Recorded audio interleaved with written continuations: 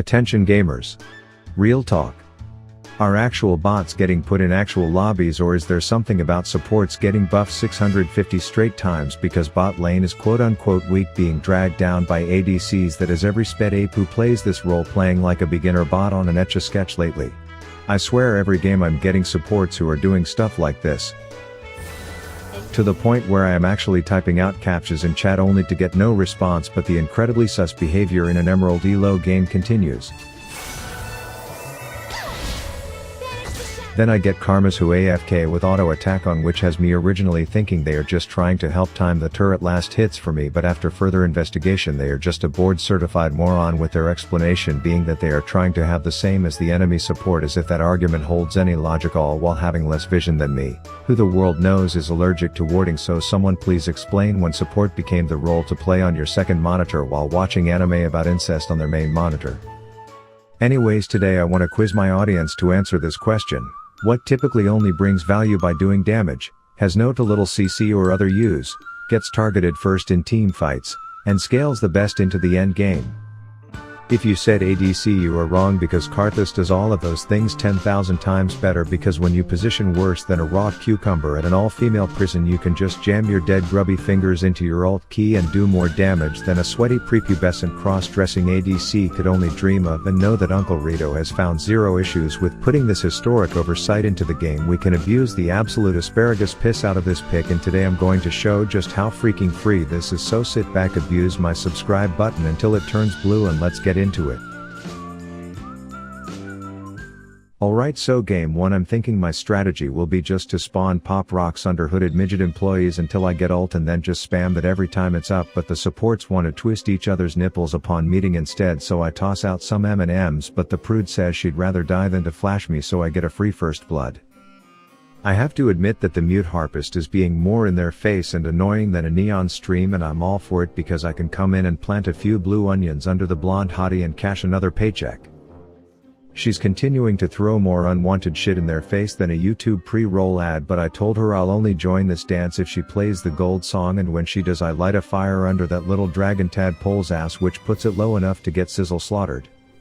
Lux is as sure of a thing as your typical blonde, but I choose to cowardly kill her from a quiet place before watching some fucked up Clifford variant kill all my friends. Sona's still playing like she just shoved some tren up her ass and can't deal with the roid rage, but I'm all for it because this Lux has a health bar that erases so easily and she can't seem to grasp that. That said, it's not all rainbows and Yumi porn on the Rift, as when I'm running back to lane from a quick shot my so far so good Sona dies embarrassingly before I'm back to lane in time to have any impact, and then the toxic spam pings begin. But the best part of Uncle Rito adding 6,000 different pings into the game is that I just got so good at ignoring them all and instead focused on reminding the mute that their Lux is hilariously defective before wondering if my ult will get me another kill, which it did, just not the one I was thinking of. Anyways, I see that with just malignance in my bags I'm already close to taking these shitters on another Niagara Falls trip, so I get a bit frisky and lane war of attrition style, knowing that if I'm hurting and she's hurting and Sona's pinging, I can just stick my sack in the jar of peanut butter and claim another free kill from it.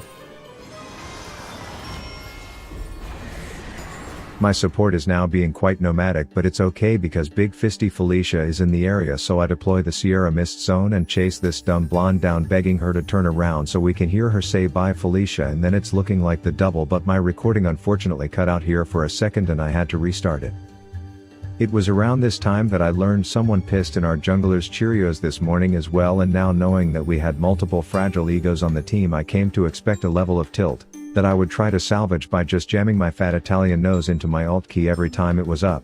Virgin Vi was now playing single player tilt mode, contesting things she shouldn't, trying to forfeit an easy win, and throwing temper tantrums in chat. Players on the other team like Dirty Diana were starting to look stronger from all the cash infusions that Tilted Tammy was feeding them, but we could still rely on them being utter shit at their jobs to win fights. Vi did steal a Baron, which is huge, but had to be accompanied by her commentating her autobiography as if she's a fucking wartime hero, so I politely informed her of what I would diagnose if I was her underpaid therapist.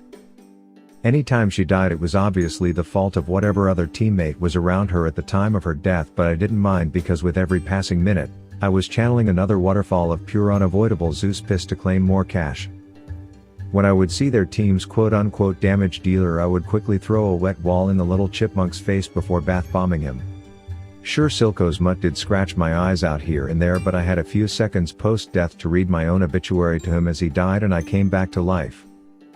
We were getting more objectives and the enemy team was starting to look a little desperate, like when Zany Brainy over here wanted to kiss my Casper the Ghost looking ass. I promptly displayed that I forgot my accuracy at home, then proceeded to decide that my best contribution to this fight is just to leave it early and then psych bitch surprise trip to Niagara Falls, which at this point in the game brings insane damage in such a quality that the concept of socialism be real quite right now, while a young Bernie Sanders can be found dozing off on a chair somewhere. This sets us up to walk straight into their base and barely miss a beat when dealing with the rabies-ridden guard dog they have deployed before nuking the Nexus with ease, and thus game 1 with your standard pinging support. Toxic giving up jungler is in the books, and just to prove a point I queued another to show just how insane this pick can get with a lead. Game 2 I'm against Valentine Vane and I'm thinking screw the romance, she about to get this Karthus D all game, but then Soraka deep throats a bind and all of a sudden everyone's a tough guy, so I toggle on the 6-foot perspiration zone and force feed M&Ms to the greedy tumble twat who lives by the quote chase kills or die trying, and then it's just an awkward threesome with the blood bride. Typically I'm all for situations like this, but with so little mana I'm not sure what to do with my hands, so I just use my own floating body to puppy guard the exit path for her while trying to use my pop rocks conservatively when I know they will hit, hoping that a rogue banana won't end up nabbing my kill.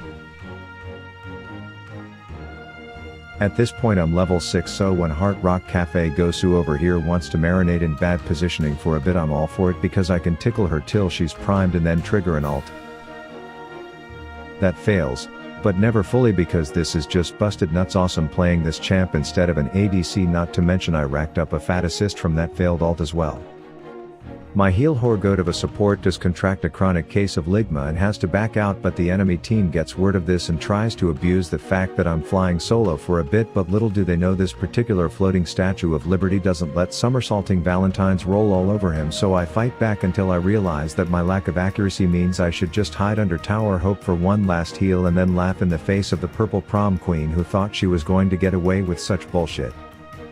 As I'm coming back to lane I notice a custody battle over some Godzilla crab in river, so I decide to make my presence felt, work from home style, which sends the blind boy back to base, but the secondary benefit of me pressing a single button is that now Gosu over here is looking like she needs a protein shake, so I chase her out of lane to let her know that I intend on being sinful, but you can tell this bitch is used to playing the champ in top lane on easy mode, so she fucks around and finds out.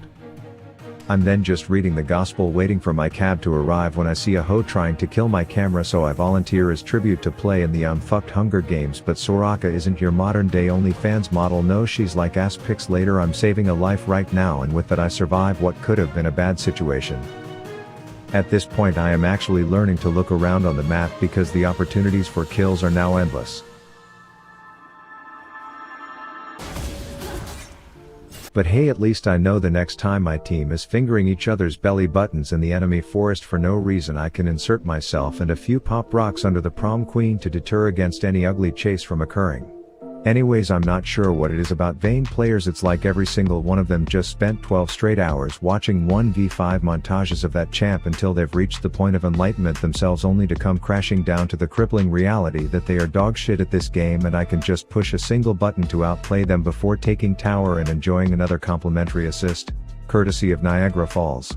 Turns out we lost custody of Swollen Stanley and now they are rubbing it in our faces that they got to teach him how to tackle, and at first I'd rather die than have to witness that, but then on second thought maybe second-degree murder could cheer me up, so I decide I'm actually not going to die and instead I'll just kill the big beetle myself.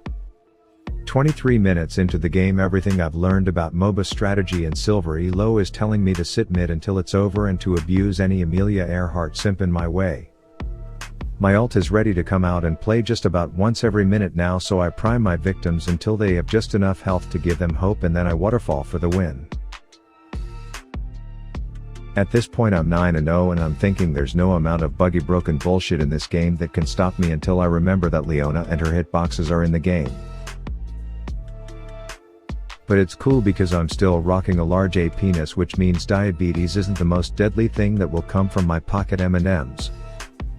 During teamfights in this elo, I don't think too many players are looking at their feet because I'm able to just plant a whole sweatshop supply chain's worth of pop rocks under them until everyone is dead, and if that plan fails I always have the backup plan of standing up on my chair and then 360 no scoping my ballsack straight onto my keyboard, hoping that I hit the alt key and knowing that if I do, it's a sure win for the boys in blue.